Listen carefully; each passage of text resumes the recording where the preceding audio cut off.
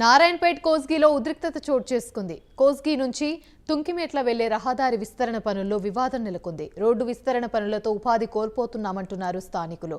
రోడ్లపై ఉన్న దుకాణాలకు నష్టపరిహారం చెల్లిస్తామంటున్నారు అధికారులు. నష్టపరిహారం చెల్లించిన తర్వాతే విస్తరణ పనులు చేపట్టాలని స్థానికులు ఆందోళన చేపట్టారు. పోలీసుల భద్రత మధ్య కూల్చివేతలు కొనసాగిస్తున్నారు మున్సిపల్ సిబ్బంది. కూల్చివేతలు అడ్డుకున్న వారిని అరెస్ట్ చేసి పిఎస్కు తరలించారు పోలీసులు.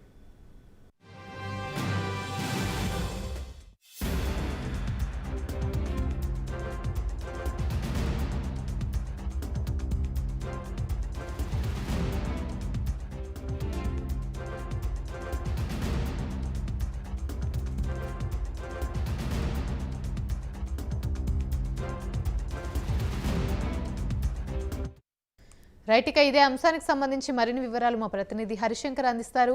హరిశంకర్, చెప్పండి, కోస్గిలో ఉద్రిక్త వాతావరణం అయితే చోటు చేసుకుంది. ఆ తుంకిమెట్ల వెళ్లే రహదారి విస్తరణ పనిలో వివాదం అయితే నెలకొంది. దీనికి సంబంధించి అప్డేట్స్ ఏంటి?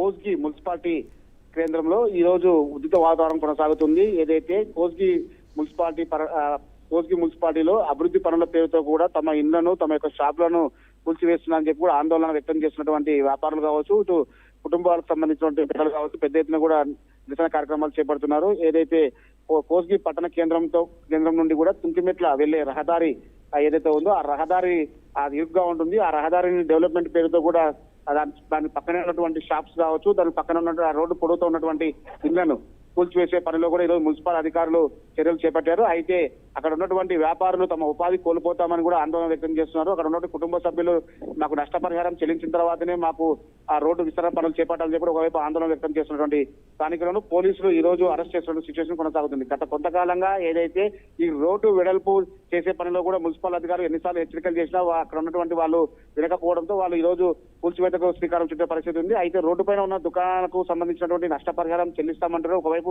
మున్సిపల్ అధికారులు చెప్తున్నారు, కానీ వాళ్ళకి ఎటువంటి హామీ ఇవ్వలేకపోతున్నారని కూడా ఒక ఉన్నటువంటి స్థానికులు చెప్తున్న సిచ్యువేషన్ కొనసాగుతుంది. మొత్తంగా ఏదైతే పోలీసులు కూడా ఉద్రిక్త వాతావరణం చోటు చేసుకునే నేపథ్యంలో అక్కడ ఉన్నటువంటి కోస్గి పట్టణం సంబంధించి కోస్గి మండలకు సంబంధించిన పోలీసులు పెద్ద ఎత్తున కూడా అక్కడ చేరుకొని అక్కడ చేసినటువంటి నిరసనకారులను పోలీసులను తరలించేది కేసులు నమోదు చేసినటువంటి అవకాశాలు అయితే కనిపిస్తున్నాయి. మొత్తంగా చూస్తే కొత్తగా ఏర్పడినటువంటి కోస్గి మున్సిపాలిటీలో అభివృద్ధి పనుల పేరుతో బీఆర్ఎస్ పార్టీ నేతలు కావచ్చు, బీఆర్ఎస్ పార్టీకి సంబంధించిన కార్యకర్తలు పెద్ద ఎత్తున కూడా ఇక్కడ డెవలప్మెంట్ చేయాలని చెప్పి ఒకవైపు పూడుకున్నప్పటికీ కూడా ఇక్కడ ఉన్నటువంటి చిరు వ్యాపారాలు కావచ్చు, ఇక్కడ ఉన్నటువంటి కొన్ని కుటుంబాలకు సంబంధించిన వాళ్ళు ఖచ్చితంగా మాకు నష్టపరిహారం చెల్లించిన తర్వాత ఈ యొక్క కార్యక్రమాలు చేపట్టాలని కూడా వాళ్ళు చెప్తున్నట్టు సిచ్యువేషన్ ఉంది. మొత్తంగా ఈ రోజు ఉదయం నుంచి కూడా కోస్గి పట్టణ కేంద్రంలో ఉద్రిక్త వాతావరణం కొనసాగుతుంది.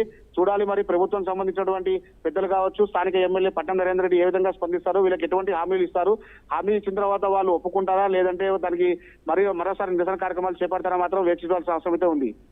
Right, thank you Harishankar.